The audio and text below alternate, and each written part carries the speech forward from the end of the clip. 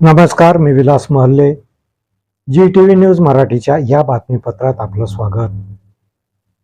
बातमी आहे यवतमाळमध्ये पार पडलेल्या येतूची सन्मान सोहळ्याची. यवतमाळ जिल्ह्यातील नगर परिषदेची सार्वत्रिक निवडणूक नुकतीच पार पडली.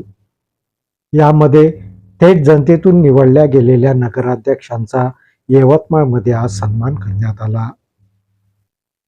लोकमत समूहातर्फे आयोजित या सोहळ्यामध्ये घाटंजी नगर परिषदेचे नवनिर्वाचित नगराध्यक्ष परेश कारिया यांचाही सन्मान हा करण्यात आला.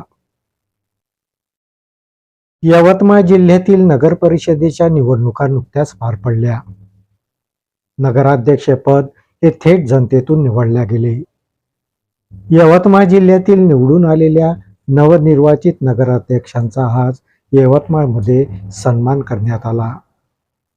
लोकमत समूहातर्फे या सन्मान सोहळ्याचं आयोजन करण्यात आलं होतं. यवतमाळातील मातोश्री सभागृहात हा सन्मान सोहळा घेण्यात आला. लोकमत समूह कार्यालयाचे प्रमुख किशोर दड्डा यांच्या हस्ते नवनिर्वाचित नगराध्यक्षांना सन्मान चिन्ह देण्यात आलं. घाटंजी नगर परिषदेच्या निवडणुकीमध्ये काँग्रेसचे परेश कारिया हे नगराध्यक्ष पदावर निवडून आले.